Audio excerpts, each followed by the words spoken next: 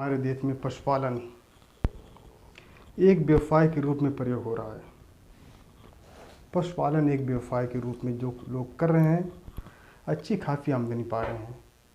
और भारत में ज़्यादातर हिस्सों में पशुपालन एक शौक के रूप में, लेकिन अगर इसको आप व्यवसाय के रूप में करना चाहें तो उसके लिए कुछ आधुनिक विधि से इसका विस्तार करना पड़ेगा। कुछ लोग कर रहे हैं और अच्छी खासी आमदनी भी कर रहे हैं।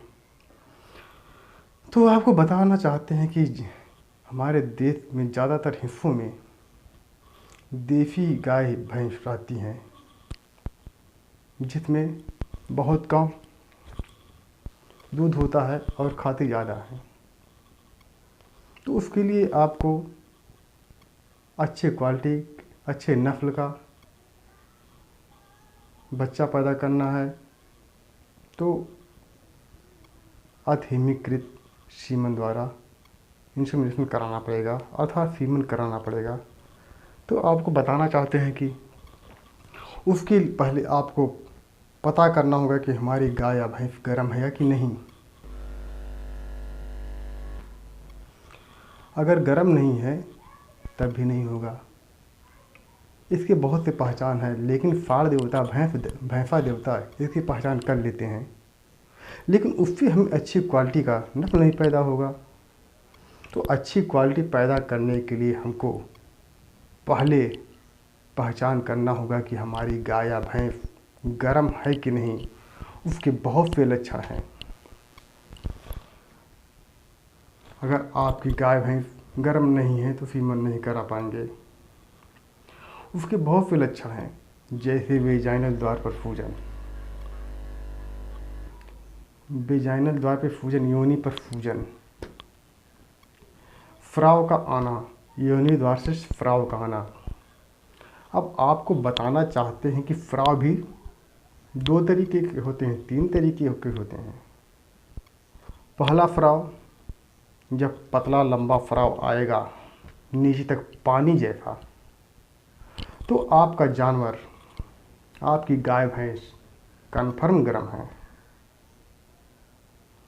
अगर चूने की तरह, अर्थात स्राव आने पर चूने की तरह जम जाता है,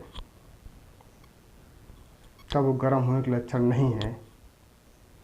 इस केस में कुछ जानवर गाभिन अर्थात प्रेग्नेंट भी निकल जाते हैं। नंबर 3, स्राव ही नहीं आएगा, बहुत हल्का स्राव आएगा। इसको जब आप का जानवर खाना पीना कम कर दे रहा है, सूजन आ रहा है, तो आप हाथ लगाकर देख लीजिए। अगर योनि द्वार पर लस पना है तो आपकी गाय भैंस गर्म है। कभी कभी स्राव और सूजन दोनों आ जाता है, तो यहाँ पर भी गर्म रहता है। लगभग 90% जानवर गर्म होते हैं इस कंडीशन में।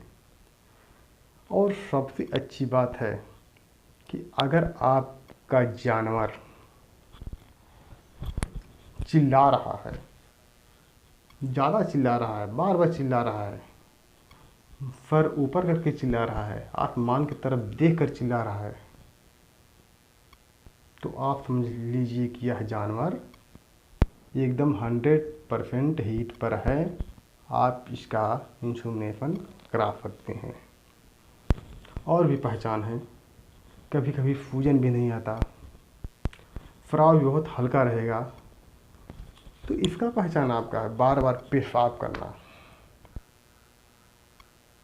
अगर आपका जानवर प्रतिदिन की अपेक्षा बार बार पेशाब करती है तो ये जान लीजिए कि वह गर्म है, कन्फर्म।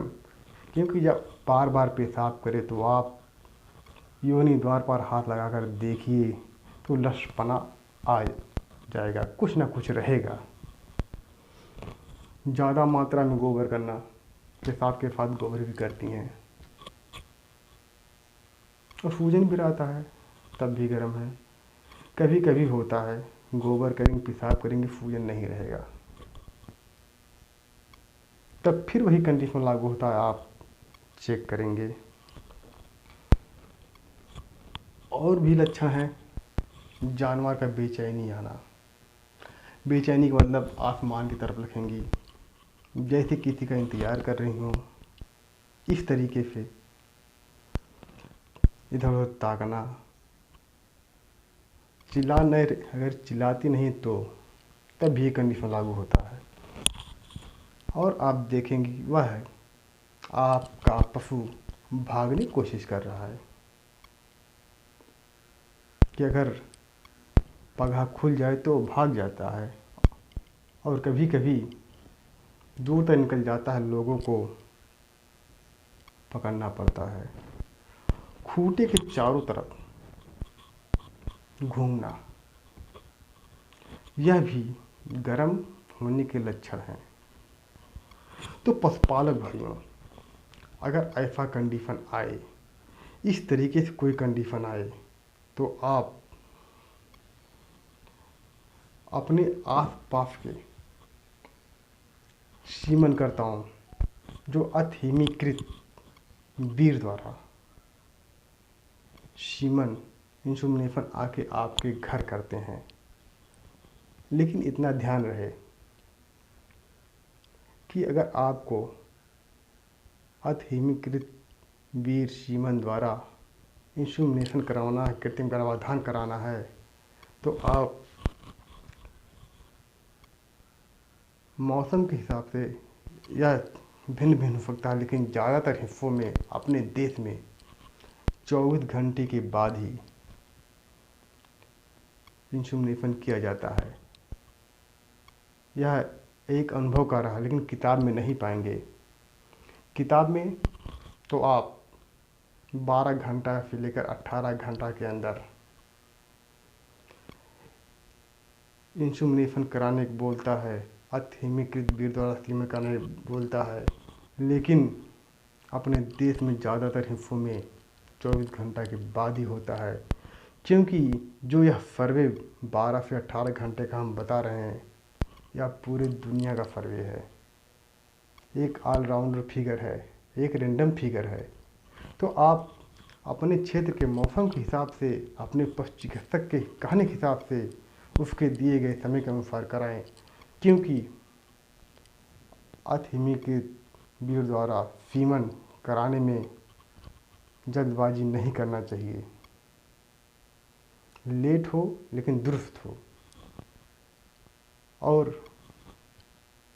अधीनीकृत वीर द्वारा सीमन किस समय पर कब क्यों कराना चाहिए, यह जानकारी हम अपने अगले वीडियो में आपको देंगे।